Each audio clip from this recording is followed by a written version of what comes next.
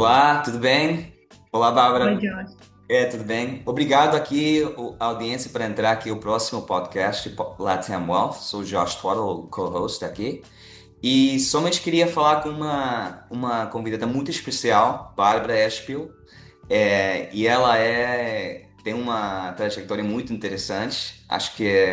Gostaria de saber como você iniciou a carreira de tecnologia, de legal e também de cripto, né? Como você começou essa parte? E obrigado Boa. por vir. Obrigado pelo convite, Josh. Fico muito feliz de participar. Acho que o tema é super interessante do seu podcast, assim que espero que seja útil para os ouvintes. É, bom, é, eu sempre gostei, assim, eu venho de uma família de advogados e médicos e empreendedores. Então, tem uma parte da minha família que foi empreender, que é do comércio, tem outra parte de médicos e também juízes e advogados, né? E quando eu resolvi fazer direito, eu decidi que eu queria, enfim, que eu gostava muito de resolver problemas. Então, eu ainda gosto, eu acho que isso é grande parte, talvez, das minhas habilidades, né? O parquinho tá pegando fogo e eu tô lá, tá? Como que a gente organiza isso e como que a gente resolve esses problemas? Então, acho que, inclusive, essa é uma das habilidades que me ajudam muito na posição de country manager, porque o parquinho pega fogo múltiplas vezes ao dia. Exato. Então, E você é exato. brasileira? Você nasceu no Brasil? Ou qual é a cidade de Nasci, você? sim, nasci no Brasil. Eu sou do interior de São Paulo. Venho de uma família de classe média de comerciantes do interior de São Paulo. Vim fazer faculdade. Antes de vir fazer faculdade, fui terminar o colegial no Canadá. Uhum. E no Canadá eu me despertou também muito esse interesse em enfim, em viver e em trabalhar num organismo mais internacional, né? Tanto que eu até fui para a ONU,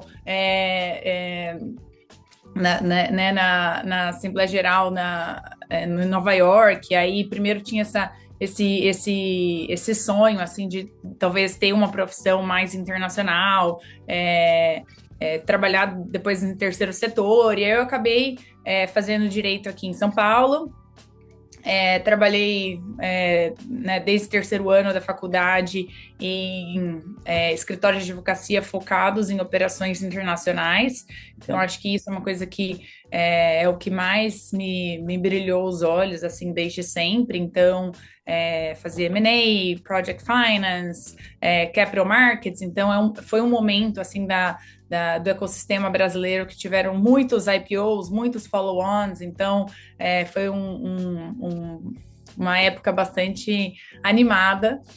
E E, agora em cripto também, né? Nossa, e agora em cripto, né? Então, assim, é, todas as áreas que eu trabalhei desde os meus 20 anos estavam assim bombando. Então, acho que essa é a parte bacana. E aí, né, da minha trajetória, então eu continuei trabalhando no escritório, fazendo os projetos, etc. E aí eu decidi que eu não queria mais trabalhar em escritório, que eu também, eventualmente, não queria passar um tempo, morar um tempo fora, do Brasil. E aí eu fui fazer mestrado em Stanford. Assim, o legal do mestrado de Stanford é que você tem a carga, né, dos créditos obrigatórios e aí depois você pode fazer o que você quiser. Então eu passei pouco tempo na Law School, para ser bem sincera. É, Passei bastante tempo na faculdade de engenharia, passei bastante tempo na faculdade de business, é, realmente para aprender outras indústrias. E foi aí que eu comecei, entrei no clube de blockchain, na Business School, né, aí tinha nosso canal do Discord, que tinha gente, né, ainda tem, né, ainda faz parte, acesso pouco, para ser sincera, mas ele é bem ativo. Então, naquele momento era um boom de ICOs, então eu fiquei super com muita curiosidade de entender como é que funcionava todo esse processo. Imagina, naquele momento o Bitcoin era US$ 3.000, né?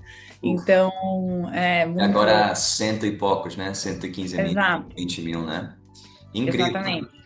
É muito louco, muito louco. E nem faz tanto tempo assim, né? Claro. Isso foi em 2018. Então, 2017, 2018 que eu estava lá. E aí eu tive a oportunidade de trabalhar no PayPal na Califórnia. Naquele momento, o PayPal também estava começando a discutir sobre soluções, sobre produtos, sobre eventuais operações de aquisição de empresas de cripto. Eles tinham adquirido, fazia relativamente pouco tempo, uma empresa de remessas que chama Zoom. E aí eu trabalhei grande parte do meu tempo nesse projeto, né? Então eu gostava muito desse processo de remessas. Então, acho que de uma maneira geral, eu resolvi ir para o setor, né, para o mercado financeiro não tradicional, né, muito por essa vontade pessoal de destruir tudo e começar de novo, sabe? Então, acho que tudo que o Banco Central, por exemplo, fez desde 2012, 2013, tentando fomentar essa competitividade local, eu acho que foi extremamente valioso para todos os brasileiros, dado que possibilitou que os próprios bancos tradicionais evoluíssem a sua jornada A com força, clientes, né? a Tem que força, fazer. né? Evoluíssem seus aplicativos, evoluíssem, né, o tratamento com o cliente, né? Então, acho que tudo isso é muito importante, né? E aí o conceito de cripto é ainda mais abrangente do ponto de vista de ter mais controle sobre o seu dinheiro, né? Claro. Então, e aí foi isso. Então, lá na Zoom, eu percebi que o processo de remessa era um processo extremamente moroso, extremamente burocrático e que tinham inúmeros intermediários. Eu falei, não é possível que isso é o melhor que a gente consegue fazer. E aí foi aí que, e naquela época, cripto não era muito usado para remessa, né? Então era muito mais arbitragem, né? E trading, né, de Bitcoin, aí Ethereum, e naquele momento começou a criação, né, da Circle, acho que, se eu não me engano, a Circle é dessa época, e com USDC, USDT, estavam, assim, era muito incipiente ainda, né, Claro, então, e é um mundo que muitas pessoas não conhecem para nada, né? Nem sabem como exato, ser Bitcoin, ou para que o usam, né?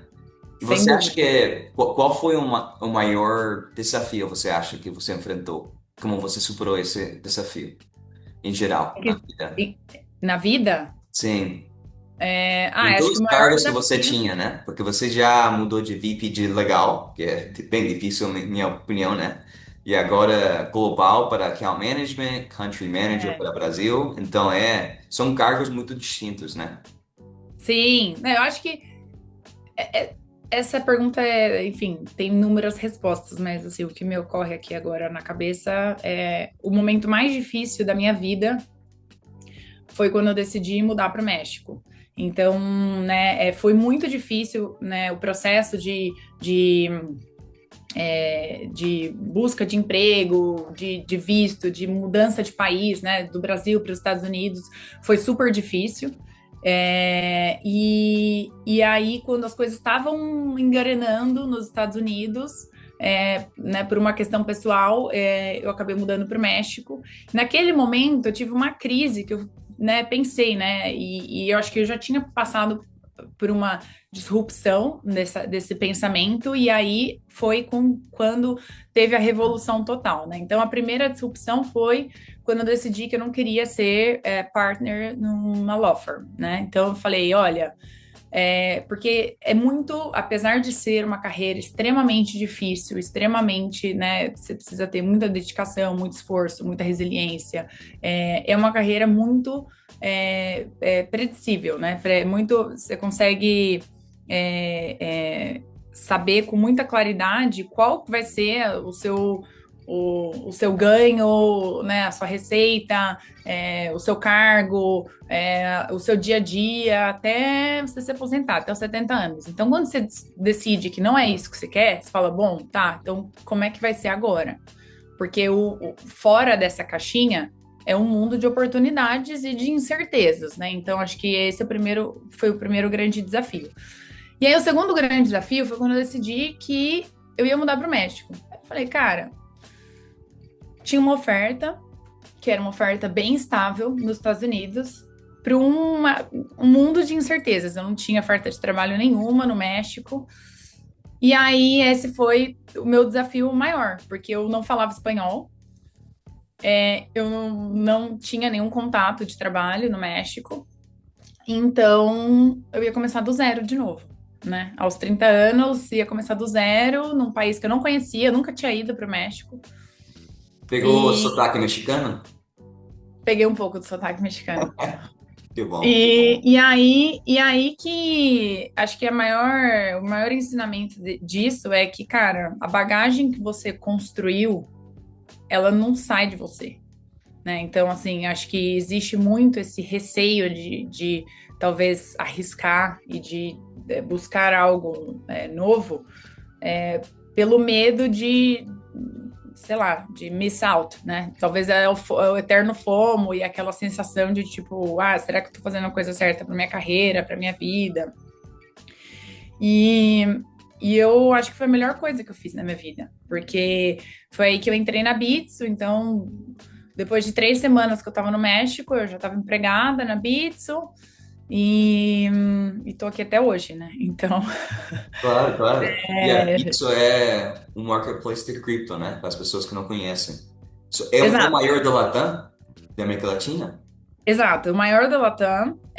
Então, a Bitso né, foi fundada em 2014 no México. Como uma exchange, um marketplace de cripto, né? Então, buy, hold and sell cripto. Mas a visão, né, dos fundadores da Bitso, né, do Vogel, do Ben e do Pablo, que fundaram, foi uma visão muito mais de make crypto useful, que eu acho que foi um clique instantâneo, né? Até com base no que eu vinha falando, assim, de tipo, poxa, de usabilidade, de processos, né? Então, eu sou muito mais fã disso, né? Então, do que da parte talvez divertida de cripto ou de arbitragem por si só. Eu gosto muito mais da parte de usabilidade do que da parte de trading e de arbitragem. E aí que né, a proposta da Bitso foi evoluindo, né, ao longo dos anos. A ideia foi sempre estar muito próximo dos reguladores em todos os países que a gente operava. Então, a posição e o time do legal é um time muito relevante para a companhia, né? Então é um segmento, é uma indústria que está em crescimento, está em formação. Então, quando eu entrei na Bits em 2019, era só mato. Então, não só na própria empresa, né? E também no mercado. Então, o Claro. mercado era assim, cara, não sabemos nada, vamos criar juntos. Então, a gente participou, enfim, desde o primeiro projeto de lei no Brasil, de cripto, que foi levado mais a sério, que foi em 2019, até, enfim, o marco legal, todas as consultas públicas, e a mesma coisa na Colômbia, a mesma coisa na Argentina, e a mesma coisa, obviamente, no México. Então, a gente foi criando muito esse ecossistema, fomentando muito todas as discussões relacionadas ao processo regulatório, né, da indústria, e isso foi muito incrível, né? Então, foi uma oportunidade de ser protagonista numa indústria nova, né? Numa área que normalmente é um back-office, né? Então, Claro. jurídico, né? Em muitas indústrias que já tem tudo consolidado, que as regras já estão escritas, faz ali o feijão com arroz, né? Mas vai ser difícil bater uma meta assim de nova, né? De É, inovação, abrindo um mercado também. Qual vai sim. ser o próximo sonho para você, então? Se já cumpriu muita coisa. Não sei, não, sou muito nova ainda, tenho mais 30 anos de trabalho. Acho que é isso, acho que tem muita coisa. Então, eu não tenho preguiça e não tenho medo de desafiar o novo. Então, acho que isso é uma coisa que me motiva, que me dá energia. Então, com certeza, vão ter inúmeras outras indústrias, né? Agora a gente está no boom aí de AI, né? A gente não é uma AI-powered company, né? A Bitso, mas tem muito incentivo aqui e necessidade de uso de AI, então é algo que a gente tem explorado. E, enfim, sei lá, não sei É, para onde. ficar aberto, né? Se fosse uma dica em geral, né? Ficar aberto e para qualquer É, risco, né? exato. E Eu acho que tá. E aí eu tenho um mentor, né, que antes mesmo de eu tomar essa posição de country manager, acho que é sempre importante, ainda que você esteja contente com a sua posição, né, talvez minha sugestão é, cara, sempre fica olhando o que está acontecendo no mercado e o que vai ser da sua carreira daqui 5 anos. Então você claro, está feliz hoje, mas e daqui 5 anos? O que você vai fazer? Porque talvez daqui 5 anos o que você quer fazer, você precisa percorrer alguns steps, né? Você não consegue fazer exatamente, se você fizer exatamente o que você está fazendo agora, não necessariamente o outcome vai ser o que você quer daqui 5 anos. Você tem que estar sempre pensando o que tá acontecendo o tempo é e tudo, né? Porque aí exato. talvez o cargo já não existe, né? Com a Nem mudança. existe, exato, nem existe, não, não existe a indústria, não existe o cargo, não existe nada. E eu acho que é super interessante isso. E aí o que ele me falou foi que eu falei, eu acho que eu tô meio stuck, né? Tipo, no jurídico, Claro. porque para onde mais eu consigo ir, né? Então eu tenho um cargo acima de mim, que é do Chief Legal Officer, dentro da Bitso, e a mesma coisa em outras empresas, né? Então, assim, só tem mais esse um cargo. E aí eu vou chegar no meu platô, que era justamente o que me dava agonia quando eu estava em escritório de advocacia. Porque aí, quando eu chegar nesse um step ahead, aí eu vou fazer o quê, né? Aí eu vou trabalhar mais 30 anos nessa mesma posição. Ele falou, cara, você tem muitas outras habilidades, né? Então, assim, às vezes a gente se ultra especializa, né? E especialmente acho que advogados têm muito essa mentalidade, tipo, eu fiz direito, eu sou especializado nisso, eu só sou advogado. Não, essa é a sua formação, mas tem várias outros skills, várias outras habilidades, tanto de hard skills quanto de soft skills, que são transferíveis É para várias uma boa dica posições. aí, não ficar na caixinha, como você falou, né? E aí, assim, tô fora da minha zona de conforto constantemente. Então, tem milhares de coisas que eu não sei, que eu não sou boa e que eu tô aprendendo. E aí, você tem que se unindo de tanto do seu time, que tem skills melhores que os seus em vários dos aspectos, e também de mentores, né? Pessoas assim, olha, daqui 5 anos eu quero estar numa posição similar a essa pessoa. Então, deixa eu tomar um café com ela, deixa eu falar com ela, deixa eu entender o que ela fez, quais são as dicas. Legal. Criar um time melhor que você, em cada É, área, basicamente, né? sim, é isso.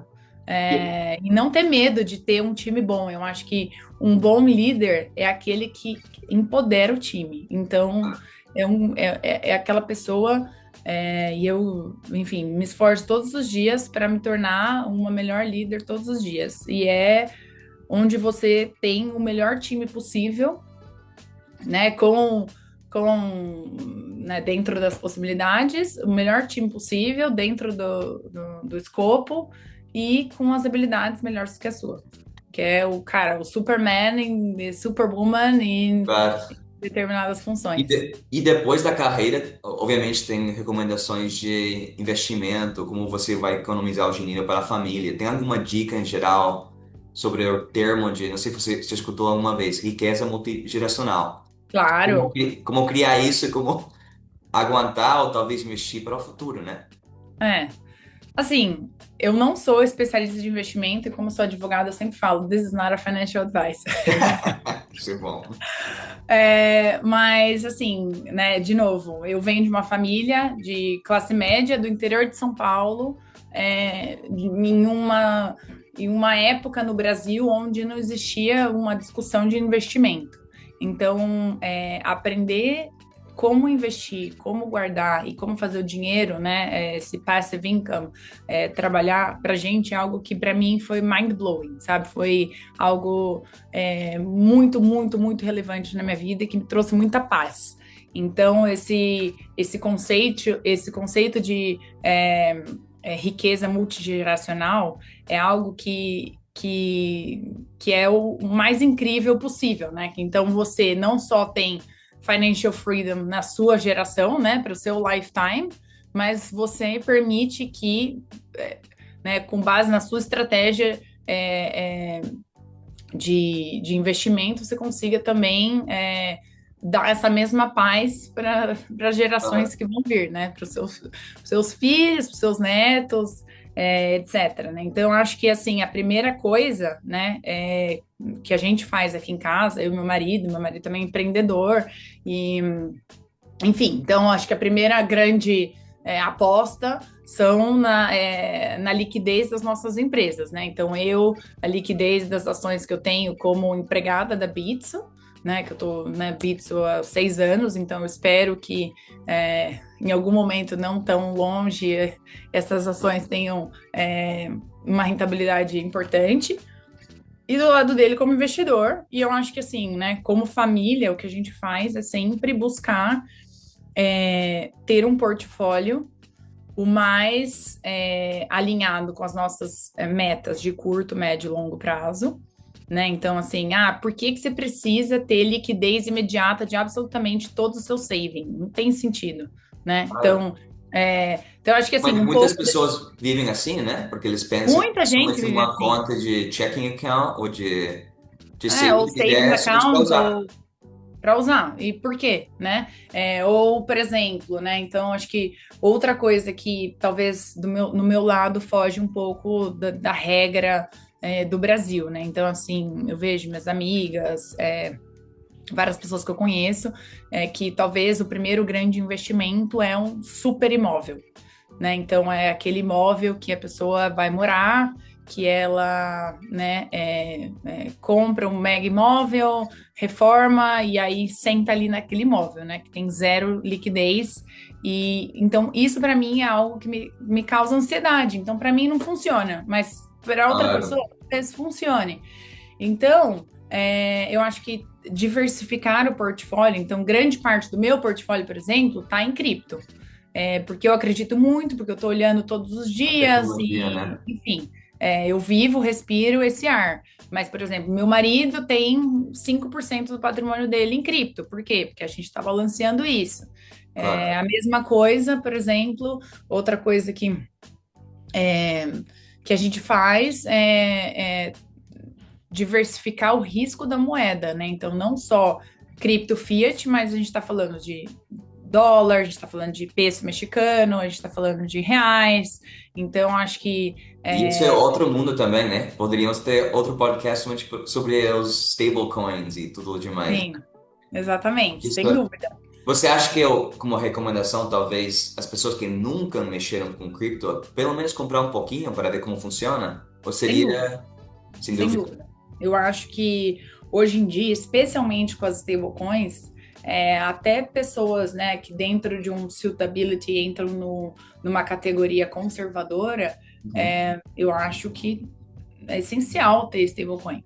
É, e inclusive ir aprendendo a mexer com a tecnologia e né, estando mais como fala, engajado, entendendo um pouco melhor como funciona tudo. Eu acho super relevante. Da mesma maneira que a gente sempre fala, meu, baixa aí ChatGPT e começa a fazer umas perguntas aleatórias, aprende a brincar tal. Eu acho que é a mesma coisa com cripto. Então, a Bitso é uma plataforma extremamente user-friendly, então é muito fácil de usar e tem vários outros também aplicativos, sem ficar fazendo tanta Claro, propaganda claro. da Bitso, mas assim, vários outros que também são muito fáceis de usar, que são, enfim, que prezam muito a segurança, que são regulados, enfim, que é muito bacana, e eu acho que é bem importante para essa diversificação de portfólio.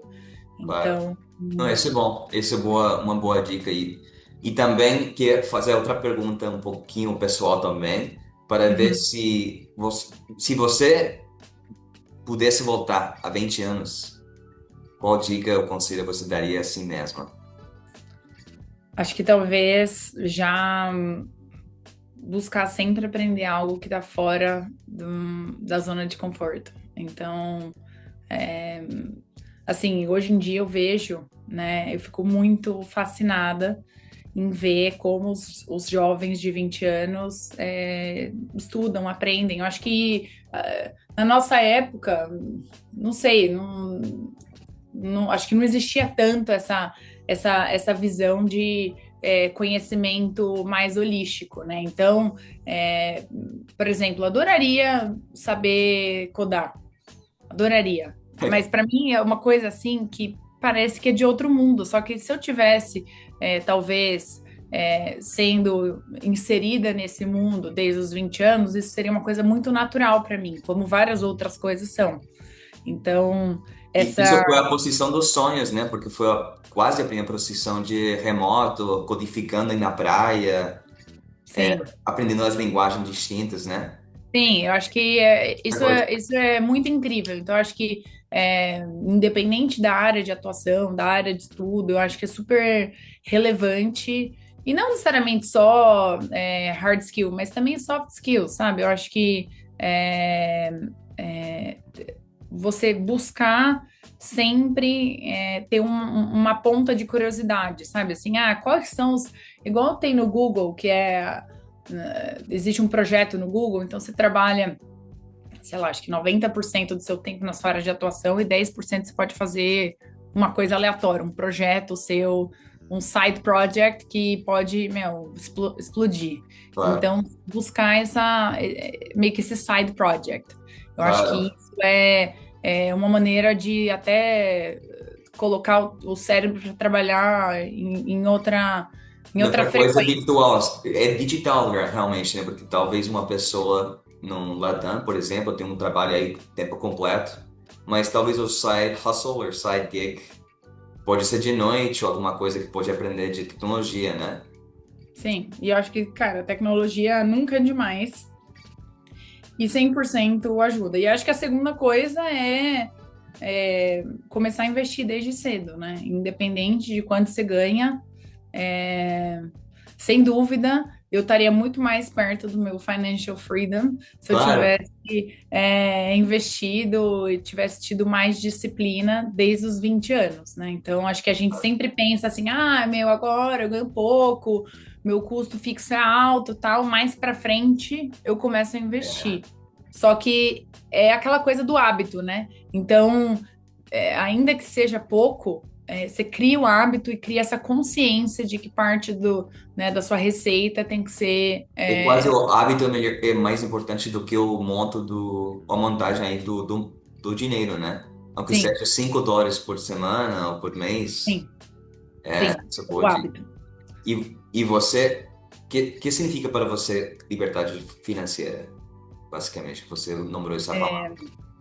Então, eu tenho esse moto assim de liberdade financeira, porque é algo que é aquela paz de espírito de saber que você tem um passive income, o dinheiro tá ali, tá trabalhando, tá investindo, e o que chega de juros, de receita, é o que você precisa para ter o seu custo fixo é, pago. Então, Claro. é isso que eu entendo que é o financial freedom. E o financial freedom não é, cara, ganhei um dinheiro e vou parar de trabalhar e vou morar nas Bahamas, né? Eu acho Claro. que o financial freedom é esse conceito para mim, né? Para mim, esse conceito de eu trabalho, ou meus projetos, ou o que eu faço, a minha atuação, não são essenciais para minha subsistência. Então, e a subsistência, ela vem através de um dinheiro que foi investido ao longo de vários anos e que tem essa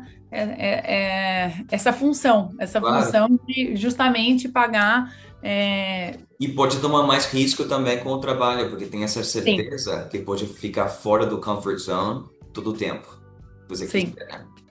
sim, exato. Isso é Então, muito bom. acho que é isso. Acho que grande parte das pessoas que são infelizes no ambiente de trabalho, né, na ocupação, muitas vezes são porque elas fazem isso por conta do dinheiro. E elas fazem isso por conta do dinheiro porque muitas vezes elas precisam do dinheiro para subsistir, né? Claro. Então, para o pagamento das suas contas do dia a dia. Então, assim, é possível e é muito gratificante você poder trabalhar num projeto que você acredita sem pensar na vida real, né? Sem Claro, pensar claro. nas contas. Então, E eu tanto imagino faz o que trabalho da pessoa, né? É somente economizar um pouquinho, qualquer coisa que puder, né? Aunque seja sim, 5% por mês, isso ajuda para sim. o hábito e depois criar a cultura na família, que é, você falou, é difícil, né? Do início do Latam, quando você aí, É muito difícil. eles não É querem muito falar de difícil. dinheiro, né? É, Ninguém fala de dinheiro, na minha família ninguém falava de dinheiro. Inclusive, assim, meus pais, eles vendiam o almoço para pagar a janta, que a gente fala aqui no Brasil, não sei se você já claro. escutou isso. Sim. Então, assim, eu cresci nesse ambiente, que essa era a realidade e que potencialmente era assim que eu tinha que viver. Mas eu acho que é possível quebrar esses paradigmas, né? Então, óbvio, eu ainda estou longe do meu financial freedom, meu custo fixo é alto com filho ainda, mas eu acho que eu estou no caminho certo. Assim, eu me Claro. sinto confiante que eu estou no caminho certo e que existem inúmeros produtos, inúmeras ferramentas que eu estou alocando, né, ao longo dos anos. Então é como se fossem apostas em caixinhas diferentes, em Claro. situações diferentes, que obviamente oscilam com relação a risco e retorno também, mas que aumentam as chances de atingir o objetivo, né? Claro. Que Não é, colocar demais uma parte que tem muito risco, talvez, também, né? Porque sim, é. talvez muitas pessoas pensam que eu, tipo, ir para o cassino, fazer uma coisa de cripto, mas talvez só coloque um pedacinho aí do portfólio de uma Do pessoa, né? portfólio. Não, sem Claro. dúvida, sem dúvida. Eu acho que essa é a dica de ouro. Eu acho que você tem que ser muito fiel às suas necessidades de curto prazo e o apetite de risco e o montante total do seu patrimônio, né? Então, eu acho que Claro. é super importante ter essa visão bastante racional do É. processo. Não pode emocionar. É a mesma coisa com cripto, né? Então, você resolveu investir 5% do seu patrimônio em cripto, e aí você colocou em Bitcoin. Cara, Bitcoin, ao longo dos últimos 10 anos, só cresceu. Só cresceu. Se você olhar a linha, ela é uma loucura, né? Parece que você É tá normal. ali, é um caos. Ela sobe e desce, mas a figura é uma figura de crescimento, né? Então, como a gente começou a conversar, Bitcoin estava US$ 3.000 em 2018 e cresceu, enfim, quantos milhões de porcentos? 3.500% Claro. ao longo desses últimos anos. Então, assim, é, é, mas se você emocionar, quando cai, você vende. Claro. Né? Então, assim, eu sou 100% holder. Não vendo Bitcoin. Você não vai ver movimentação na blockchain do meu lado nunca. Ele tá ali, ó. Ele tá hold. E aí eu acho que essa é a dica com relação a. E aí eu acho que assim, cada criptoativo, né, cada categoria de criptoativo se comporta de maneira distinta. Então, eu acho que é super importante entender quais são as necessidades e qual é o comportamento do ativo. Então, o fato do Bitcoin cair, para mim, não me gera ansiedade, porque não é isso que eu estou preocupada a curto prazo. Não é uma parte do meu patrimônio que eu aloquei precisando dele no curto e médio prazo. E Então, a muitos falam ideia, comprar um pouquinho mais, talvez, quando tem, está descendo aí um nível muito quando volátil. cai, é que é para comprar mesmo. Claro. Né? A gente quer Buy comprar the dip, barato. como falam, né? Buy the dip. As pessoas têm muito essa. É muito louco como a psicologia financeira funciona, né? Porque, por exemplo, quando a gente vai no supermercado, a gente vai comprar o filé mignon quando ele tá barato, né? Tá na promoção. Não é quando tá assim, subiu 30% e aí você vai lá comprar. Mas no produto financeiro, as pessoas querem comprar quando tá em alta, porque elas sentem um Claro, fomo de subir mais e está crescendo, então existe muita demanda, então elas vão e compram. E quando está em baixa, dá aquele desespero que está caindo muito e vendem. claro. E então, Tem que enfim, ficar com cuidado, então. cuidado, E cuidado. Boas dicas, Bárbara. Obrigado aí acho que a audiência vai gostar muito dessas dicas, porque é um mundo distinto, especialmente o cripto. Tem algum lugar que eles podem achar você para conectar com você? Ah, no LinkedIn, LinkedIn. Bárbara Spear, meu LinkedIn, acho que lá é o melhor lugar.